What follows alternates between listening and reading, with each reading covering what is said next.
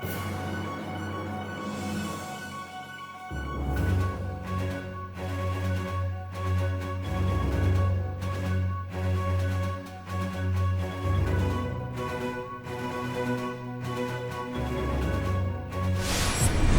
everyone.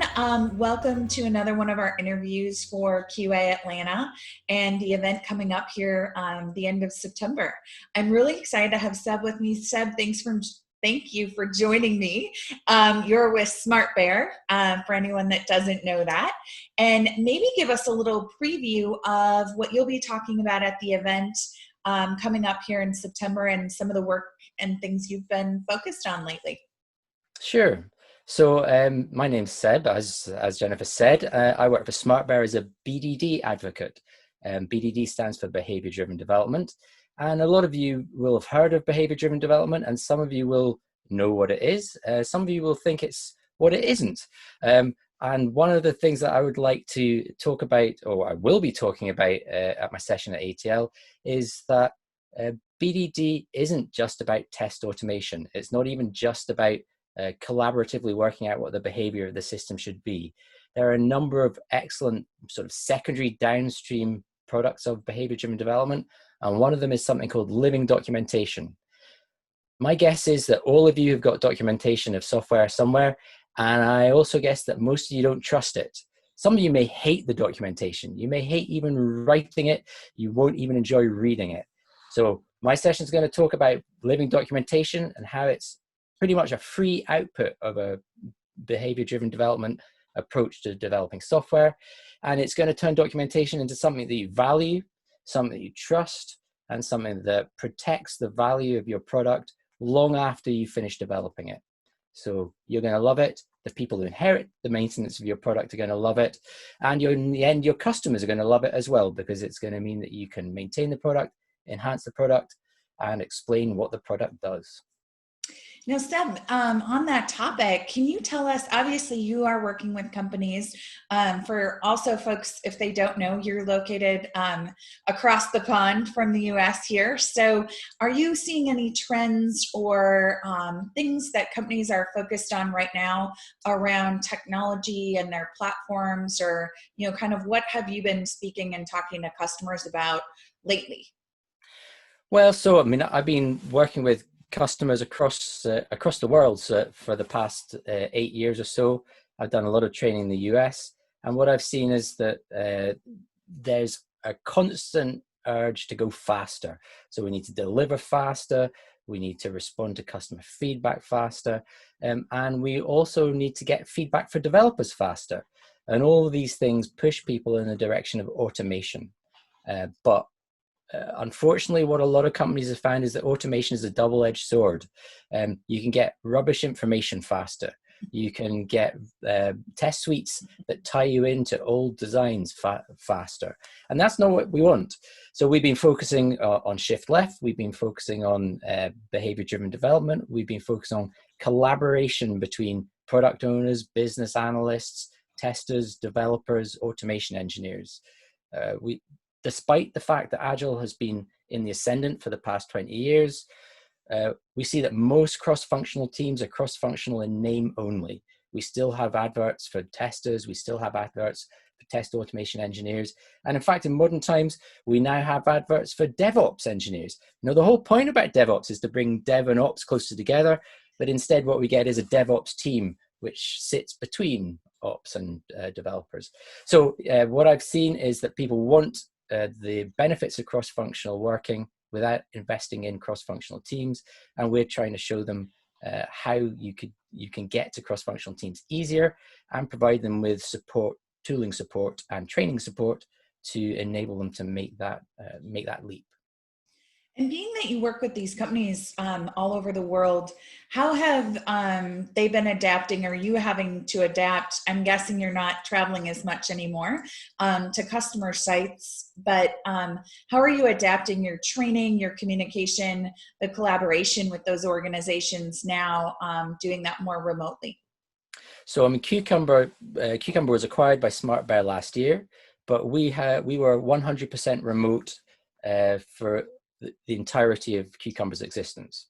So Wow. we've got a very strong background in remote working. We also use mob programming, and we do remote mob programming and have done for 5 years now. So we've got a lot of experience there. It's true to say that until the lockdown, until COVID came along, all of our training was face-to-face. We wanted to get people in a room because, of course, I stressed collaboration, and it's really much easier for people to grasp collaboration when they're working together. That all came to an end in March, and we moved all of our training online, and we have been very happy working with Zoom and Miro to do. We do exactly the same course, and we have just as much active collaborative involvement in exercises by the teams, but we just do it remotely. And to some extent, I think it works even better because we can, obviously it's cheaper for the customer because we don't have to travel. It's less hassle for our families because we don't have to travel.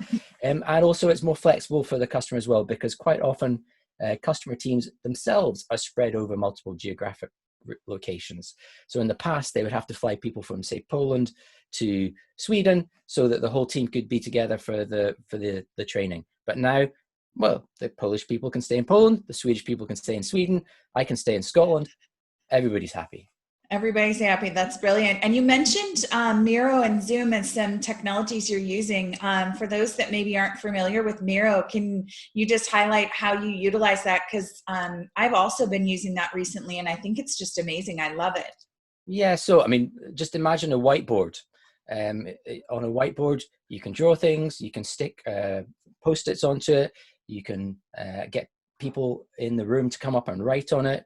And in fact, if it's a big enough whiteboard, multiple people can write it on it at the same time. And Miro is just a virtual whiteboard, and people can write on it from anywhere in the world. It's also an infinitely large whiteboard, so you never have to rub it out.